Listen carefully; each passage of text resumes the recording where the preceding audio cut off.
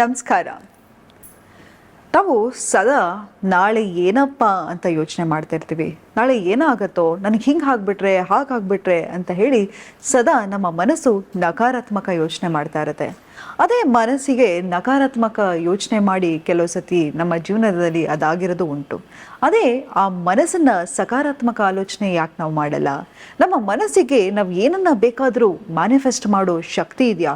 ನಾವು ಏನು ಅನ್ಕೊಂಡ್ರು ಅದನ್ನ ಮಾಡೋ ಶಕ್ತಿ ಇದೆಯಾ ಅಂತ ಹೇಳಿದ್ರೆ, ಒಂದು ಸಣ್ಣ ಕಥೆಯ ಮೂಲಕ ನಿಮ್ಗೆ ಹೇಳ್ತೀನಿ. ನಾವು ಏನನ್ನ ಅನ್ಕೊಂಡ್ರು ನಮ್ಮ ಮನಸ್ಸು ನಮ್ಮನ್ನ ಹೇಗೆ ಬೇಕಾದರೂ ಹೀಲ್ ಮಾಡ್ಬೋದು. ನಮ್ಮ ಮೈಂಡು ಸ್ಟ್ರಾಂಗ್ ಆಗಿದ್ರೆ ನಮ್ಮ ದೇಹದಲ್ಲಿ ಎಂಥದೇ ಕಾಯಿಲೆ ಇರಲಿ, ಎಂಥದೇ ಒಂದು ಮಾನಸಿಕವಾಗಿ ನಾವು ನೊಂದಿದ್ರು ಕೂಡ ಅದನ್ನ ವಾಸಿ ಮಾಡೋ ಶಕ್ತಿ ನಮ್ಮ ಮನಸ್ಸಿಗಿದೆ ಅನ್ನೋ ಉದಾಹರಣೆಯನ್ನ ಒಂದು ಸಣ್ಣ ಕಥೆಯ ಮೂಲಕ ಹೇಳ್ತೀನಿ. 1986ರಲ್ಲಿ ಒಂದು ಸೈಕಲ್ ರೇಸ್ ಇರುತ್ತೆ. ಒಂದು 26 ವರ್ಷದ ಹರಿಯದ ಹುಡುಗ ಸೈಕಲ್ ರೇಸಲ್ಲಿ ಹೋಗ್ತಾ ಇರ್ತಾರೆ. ಅವರಿಗೆ ಟರ್ನ್ ತಗೊಳ್ಳುವಾಗ ಒಂದು ಟ್ರಕ್ ಅಡ್ಡ ಬಂದು ಅವರು ಕೆಳಗೆ ಬೀಳ್ತಾರೆ. ಬಿದ್ದ ರಭಸಕ್ಕೆ ಅವರ ಬಾಡಿಯಲ್ಲಿ ಹಲವಾರು ಇಂಜುರಿಗಳಾಗುತ್ತೆ, ಸ್ಪೈನ್ ಇಂಜುರಿ ಆಗುತ್ತೆ. ತಕ್ಷಣ ಅವರನ್ನು ಹಾಸ್ಪಿಟ್ಲಿಗೆ ಕರ್ಕೊಂಡು ಹೋದಾಗ ಡಾಕ್ಟರ್ ಹೇಳ್ತಾರೆ, ಇವರು ಮತ್ತೆ ನಡೆಯೋದು ತುಂಬಾ ಕಷ್ಟ, ಇವರು ಮತ್ತೆ ನಡಿಬೇಕು, ಮತ್ತೆ ಮೊದಲಿನ ಥರ ಆಗಬೇಕು ಅಂತ ಹೇಳಿದ್ರೆ ಅಸಾಧ್ಯ. ಆದರೂ ಒಂದು ಹ್ಯಾರಿಂಗ್ಟನ್ ಸರ್ಜರಿ ನೋಡೋಣ ಅಂತ ಹೇಳ್ತಾರೆ.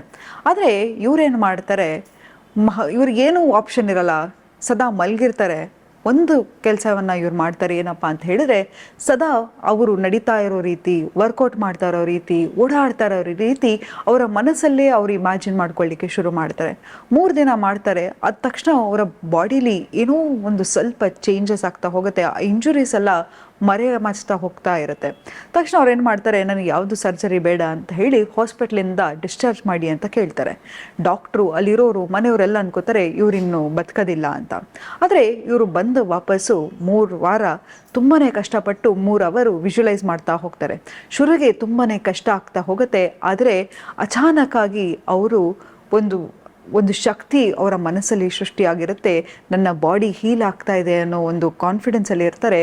3 ಅಥವಾ 4 ವಾರದ ನಂತರ ಅವರು ಎದ್ದು ನಡೆಯೋಕ್ಕೆ ಶುರು ಮಾಡ್ತಾರೆ. 2 ತಿಂಗಳ ನಂತರ ಅವರು ವರ್ಕೌಟ್ ಮಾಡಲಿಕ್ಕೂ ಶುರು ಮಾಡ್ತಾರೆ. ಹೀಗೆ ಅವರ ಬಾಡಿಯಲ್ಲಿ ಪ್ರತಿಯೊಂದು ಆರ್ಗನ್ನು ಚೇಂಜ್ ಆಗ್ತಾ ಹೋಗುತ್ತೆ.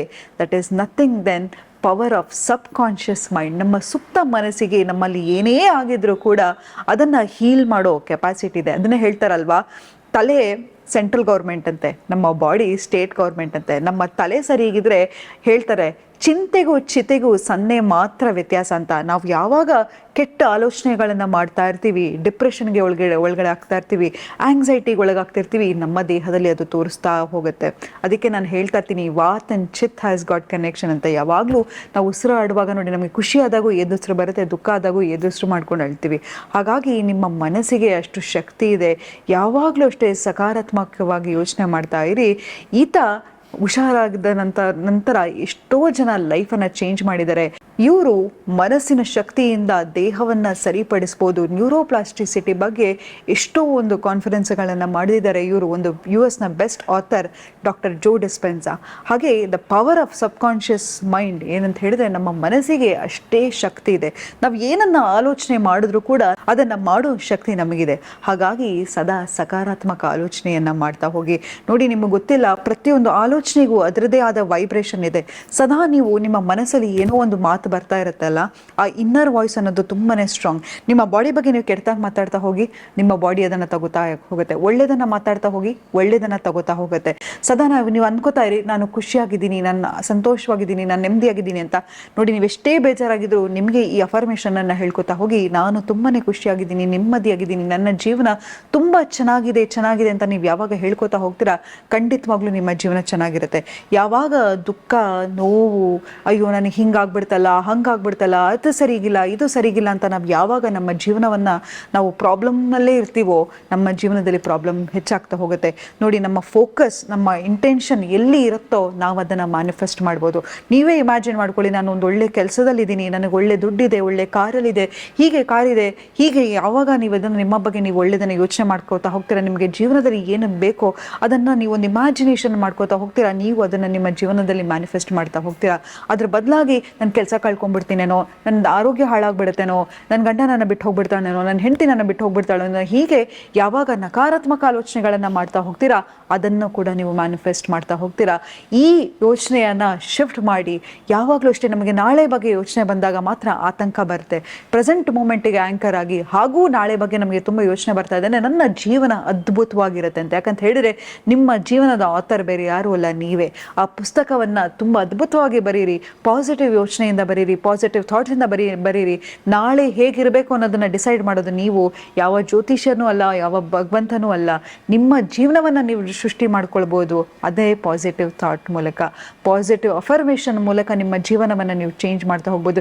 ಎಷ್ಟೋ ಸತಿ ನೀವು ಮನೆಗೆ ಬಂದು ಸುಸ್ತಾಗಿ ಬನ್ನಿ, ನನಗೆ ಹುಮ್ಮಸ್ಸಿದೆ, ನನಗೆ ಶಕ್ತಿ ಇದೆ, ನಾನು ಏನು ಬೇಕಾದ್ರೂ ಮಾಡ್ಬೋದು, ನನಗೆ ಇನ್ನೊಂದಿಷ್ಟು ಕೆಲಸ ಮಾಡೋಷ್ಟು ಚೈತನ್ಯ ಇದೆ ಅಂತ ನಿಮಗೆ ನೀವು ಹೇಳ್ಕೊತಾ ಹೋಗಿ, ಖಂಡಿತವಾಗ್ಲೂ ನಿಮಗೆ ಆ ಚೈತನ್ಯ ಬರ್ತಾ ಹೋಗುತ್ತೆ. ಅದ್ರ ಬದಲಾಗಿ ನಾವೇನು ಮಾಡ್ತೀವಿ, ಅಯ್ಯೋ ನನ್ನ ಜೀವನನೇ ಹಿಂಗಾಗಬೇಕಿತ್ತಾ, ನನಗೆ ಇಷ್ಟೆಲ್ಲ ಕಷ್ಟ ಬರಬೇಕಾ, ನನ್ನ ಮನಸ್ಸಲ್ಲಿ ಎಷ್ಟು ನೋವಿದೆ, ದುಃಖ ಇದೆ ಅಂತ ಹೇಳಿ ಸೆಲ್ಫ್ ವಿಕ್ಟಿಮೈಸ್ ಯಾವಾಗ ನಾವು ಮಾಡ್ಕೋತೀವೋ ನಮ್ಮ ಜೀವನ ಅಲ್ಲಿಗೆ ಮುಗೀತು ಅಂತ. ಹಾಗಾಗಿ ನಿಮ್ಮ ಬಗ್ಗೆ ನೀವು ಅಯ್ಯೋ ಅನ್ಕೋಬೇಡಿ. ಕಷ್ಟ ಬರುತ್ತಾ, ಬರಲಿ ಬಿಡು, ನಾನು ಎದುರಿಸ್ತೀನಿ, ನನಗೆ ಎದುರಿಸೋಷ್ಟು ಚೈತನ್ಯ ಇರುತ್ತೆ. At the end of the day ಏನಾಗ್ಬೋದು ಅಲ್ವಾ. ನೋಡಿ, ಯಾವಾಗಲೂ ಹೇಳ್ತಾ ಇರ್ತೀನಿ, ನೀವು ಇಲ್ಲಿಗೆ ಬರಬೇಕಾದ್ರೆ ಏನನ್ನೋ ತೊಗೊಂಡ್ಬಂದಿಲ್ಲ, ಹೋಗಬೇಕಾದ್ರೂ ಏನೂ ತೊಗೊಂಡು ಹೋಗಲ್ಲ. ಯಾವುದೇ ಒಂದು ನಮ್ಗೆ ಏನೇ ಸಿಕ್ಕಿದ್ರು ಕೂಡ ಅದು ದೇವರ ಕೃಪೆ, ದೇವರ ಆಶೀರ್ವಾದದಿಂದ ಸಿಕ್ಕಿದೆ. ನಾವು ಏನೋ ಒಂದು ಪುಣ್ಯ ಮಾಡಿದ್ವಿ ಇಂತಹ ಒಂದು ಜೀವನವನ್ನು ನಡೆಸಲಿಕ್ಕೆ ಅಲ್ವಾ. ಎಷ್ಟೋ ಜನಕ್ಕೆ ನಮ್ಮ ಜೀವನ ಕನಸಾಗಿರುತ್ತೆ. ಹಾಗಾಗಿ ಅದನ್ನು ನೆನೆಸ್ಕೋತಾ ಹೋಗ್ತಾ ನಾವು ಯಾವ ವಿಷಯಕ್ಕೆ ಗ್ರೇಟ್ಫುಲ್ ಆಗಿರಬೇಕು, ನಮ್ಮ ಜೀವನದಲ್ಲಿ ಯಾವ ವಿಷಯಕ್ಕಾಗಿ ನಾವು ಸಂತೋಷವಾಗಿರಬೇಕು ಅಂತ ಹುಡುಕ್ತಾ ಹೋಗಿ, ಹನಿ ಗೂಡಿದ್ರೆ ಹಳ್ಳ ಅಂತ, ಸಣ್ಣ ಸಣ್ಣ ವಿಷಯಕ್ಕೆ, ಸಣ್ಣ ಮಕ್ಕಳು ಹೇಗೆ ಖುಷಿ ಪಡ್ತಾರೆ ನೋಡಿದಿರಲ್ವಾ. ಒಂದು ಚಾಕ್ಲೇಟ್ ಕೊಟ್ಟರೆ ಇಗ್ರಾಡ್ಕೊಂಡು ಚಾಕ್ಲೇಟ್ ಸಿಕ್ತು ಅಂತ, ಒಂದು ಆಟ ಸಾಮಾನು ಸಿಕ್ಕರೆ ಎಷ್ಟೊಂದು ಖುಷಿ ಪಡ್ತಾರೆ. ಹಾಗೆ ನಿಮ್ಮ ಜೀವನವನ್ನು ನೀವು ಸವಿಸ್ತಾ ಹೋಗಿ ನೋಡಿ, ನಿಮ್ಮ ಜೀವನದಲ್ಲಿ ಹೇಗೆ ಬದಲಾವಣೆ ಆಗ್ತಾ ಹೋಗುತ್ತೆ, ಇನ್ನೂ ಎಷ್ಟು ಸಂತೋಷವಾಗಿರ್ತೀರ. ಅದು ಬಿಟ್ಬಿಟ್ಟು ಕೊರಗ್ತಾ ಕೂತ್ಕೊಂಡು ಯಾಕ್ರಿ ಈ ಜೀವನವನ್ನು ನಾವು ಕೊರಗ್ತಾ ಕೂತ್ಕೋಬೇಕು. ಎಂಥ ಅದ್ಭುತವಾದ ಜೀವನ, ಎಂಥ ಅದ್ಭುತವಾದ ಗಿಫ್ಟ್ ನಮಗೆ ಸಿಕ್ಕಿರಬೇಕಾದ್ರೆ ಅದನ್ನೆಲ್ಲವನ್ನು ಯೋಚನೆ ಮಾಡ್ತಾ ಹೋಗಿ ನಿಮ್ಮ ಜೀವನ ಬ್ಯೂಟಿಫುಲ್ ಆಗತ್ತೆ ಅಂತ ಹೇಳ್ತಾ ಇವತ್ತಿನ ಸಂಚಿಕೆಯನ್ನು ನಾನು ಮುಕ್ತಾಯಗೊಳಿಸ್ತಿದ್ದೀನಿ. ಧನ್ಯವಾದಗಳು.